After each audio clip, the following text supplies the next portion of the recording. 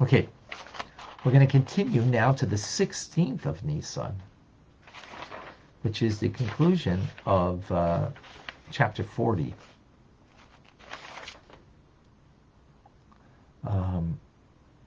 Now, the Alter Rebbe here asks an interesting question. We're talking about love and awe, or slash fear, as really just wings. They're not essential. It's kosher if you're studying Tanya right now without love and awe of God. It's kosher if you are doing any mitzvah, and there's no. And love and awe doesn't mean just a palpable feeling. Remember, love and awe can mean just a mental awareness of that. Love means bonding, connection. So a mental awareness that I'm being connected to God through this, even though I don't feel it in my heart. That itself is kavanah. It doesn't take you to the world of Bria, it takes you to the world of Yitzhak, as we explained earlier. But it's definitely, kavanah, its intent. So, as we're explaining, it's not the essential thing. The essential thing is just do it. Or, as I say, just Jew it. Just do the mitzvah. That's the Jewish thing. Even if you're not connected with this, you see Chabadniks on the street that they're putting on tefillin with people. And the people, how many times, are you Jewish? Sometimes people are embarrassed, so they'll even lie and say no, because they're not interested to do the mitzvah. Sometimes they'll say yes and they'll do it, but they're not into it, they're not interested. But the act itself is a connection to the essence of God. It's not illuminated. It's not the full intended. It doesn't ascend. It doesn't have an eternity to it in above that will be brought down in the future, but it's there. In any case, the mitzvah, that the love and awe of God are themselves a mitzvah. So just as a mitzvah is an end in itself, even if you don't have intent, you don't have the wings to make it fly, yet it's a mitzvah in itself to have love of God and the awe of God. If that's the case, then it should be an end in itself, the love and awe of God. So Alter Rebbe says, there is a form of love and awe of God that is an end in itself, but we're not there. Righteous people delight in God as an end in himself. And that is a powerful mitzvah that is an end in itself, the love and awe of God. And we will all have that ultimately in the times of Mashiach, but today we don't. We don't have it. Today, love and awe is secondary. It's the wings. It's only in order to get us to do the mitzvah. Today is to do them, as the verse says. Hayoim lasosam. Today is to do. Tomorrow, meaning the times of Mashiach, that will be in order that we can get the reward from what we're doing. What's the reward? The experience of that connection, that powerful connection. We don't got it today. The very righteous do. We don't. We're not there because we did not refine ourselves to such a manner that we are so attuned to our soul, divine soul, that is. So for those who don't have that, in other words, we don't have delighting in God, that connection that we experience. So what do we have? We have a thirst. Most love songs are about a thirst for some kind of love because you don't got it. You want it. That's what you sing about. The yearning, the thirst. So likewise here, we don't got it. In other words, we don't got it that we're delighting in it, that we have it and are able to savor it. But we can yet have a soul that yearns and thirsts to have a connection to God. And how do we quench that thirst? So we got to go to the water. Maybe that's the metaphor that you were speaking about before, Rachel. We got to go to the water. You're thirsty? You drink water. Well, that's kind of obvious, right? So as the prophet says, Isaiah, he laments over, ho, all that of you who come, who thirst, go to the water. And what's the water? The study of Torah, what we're doing right now.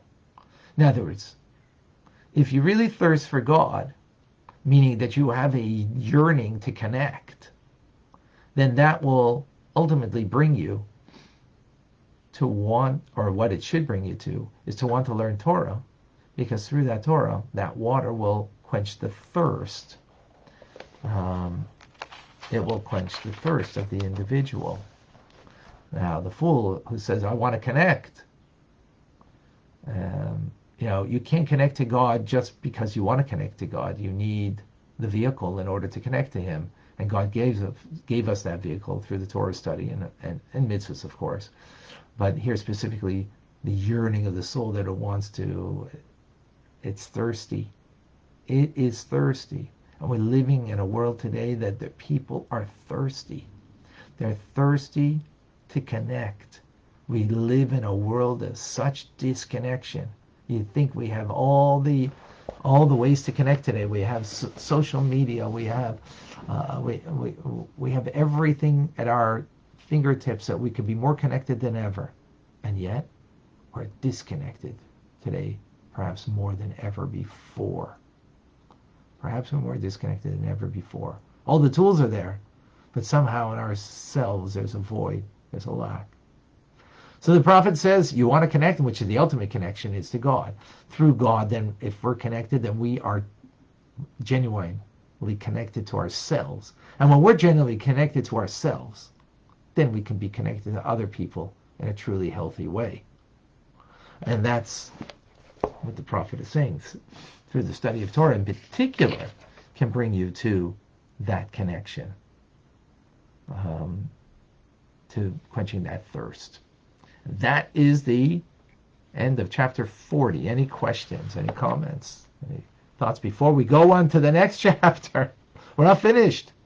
I think it's beautiful that the greatest human yearning is to connect to something greater than ourselves, and that this connection that we have available through the Torah to God helps us not only connect to our souls, but to that of others with greater understanding, love, and awe, because we're all united as souls. But in order to feel that and to really understand that, like, the study of Torah is so necessary. Great. Thank you for sharing that. Absolutely. Yeah, that was very true. Let me just give me a moment over here, folks. Davida, if you don't mind reposting them, because I don't see them, from Karen and James, their questions. Okay. I'm only looking if there's 2 question marks first, so if you ask a question and you don't put 2 question marks, I'm going to miss it. Tim, if the righteous have the experience now, what will they experience in the times of Mashiach? Good question. Good question, Tim. Well, God is infinite, and therefore whatever they can experience today will be infinitely greater in the times of Mashiach. Very good question. Yeah.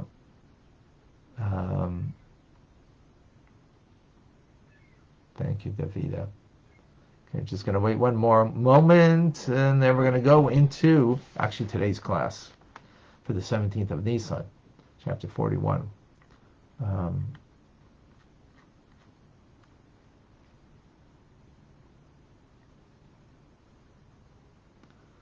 second.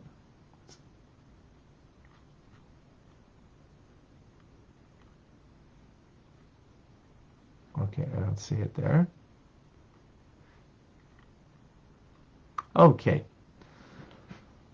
Let us, well, actually, what we just concluded the 3 chapters about Kavanah, intent, which was preceded by the 3 chapters about just doing it. And we've actually finished now a section of the Tanya of action and intent, and the importance of the 2 of them.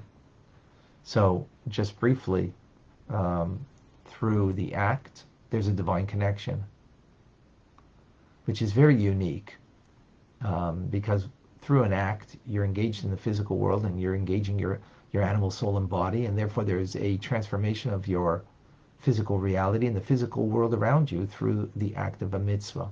And that itself is bringing the divine light, the essence of God, into this world.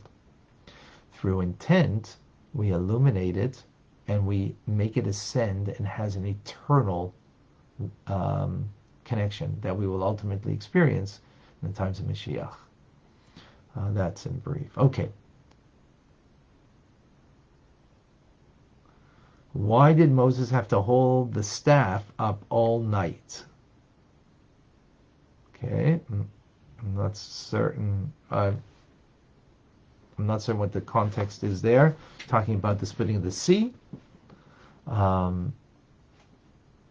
That's the greatness of holy, righteous people, as that through them, because they are such a conduit and a reflection of the divine, nothing of themselves.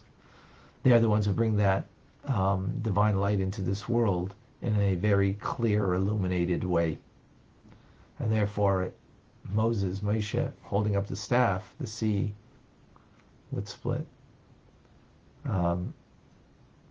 Is it good to zip through your prayer, missing words, yet feeling the davening? Excellent question. So that's a tricky thing about prayer, how much, saying the words versus feeling the words and feeling connected through the words of prayer in the siddur. And generally speaking, it's important to try to have, your heart engaged in prayer. And even if you don't say all of the prayer, you say only part of the prayer, that's okay. If your heart's engaged. That's as a general principle. How that would be for an individual, that would be, everybody is an individual, what their level is, what they should be doing more precisely. So, but as a general word, if you miss some of the prayer, but you did your prayer with great intent, whatever minimal part you did, that's amazing. Now, if you can add to that, that's great.